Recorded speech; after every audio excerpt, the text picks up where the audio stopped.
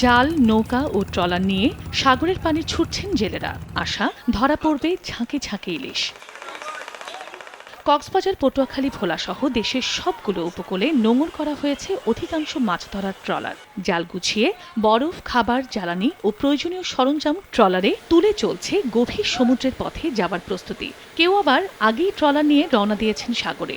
ভরা মৌসুমে প্রচুর ইলিশ মিললে ক্ষতি পুষিয়ে নেয়ার আশা জেলেদের। তবে অনেক জায়গায় এখনো সরকারি বরাদ্দের সহায়তা বিতরণ করা হয়নি বলে অভিযোগ তাদের। বাজার বুজার সব জেলেরা বাজার লইছি, আজকে জামু যা সাগরের মাছ ধরুম, যদি মাছ পাই দেন শোধ দিতে পারমু। আল্লাহ যদি মাছ দেয় তো আমরা মনে করেন বাল বাচ্চা লইয়া ডাইল ভাত খাইব। এই 58 দিন শেষে সমুদ্রে গিয়ে তাদের কাঙ্ক্ষিত মাছ, ইলিশ সহ অন্যান্য যে সামুদ্রিক প্রজাতির মাছ আছে সেই মাছ তারা আহরণ করতে পারবে, সেইটাই আমরা প্রত্যাশা করছি। এদিকে সরকারের নিষেধাজ্ঞা শেষ হতেই নতুন উদ্বেগ। আষাঢ় মাসের শুরু, বঙ্গোপসাগর হয়ে ওঠে উত্তাল। তাই অনেক ট্রলার মালিক ও জেলে দ্বিধায় রয়েছেন সাগরে নামা নিয়ে। ওয়েদারের খারাপের একটা সংবাদ পাইছে, যার কারণে জেলেরা ঝুঁকি নিতে চাচ্ছে না। সাগর বেশি উত্তাল হইলে বোট পড়ে যায়, মৃত্যুর ভয়াবহ বেশি।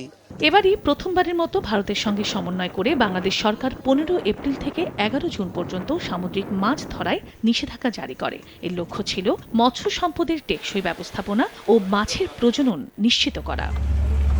চন্দ্রা বিশ্বাস, ববি, সময় সংবাদ।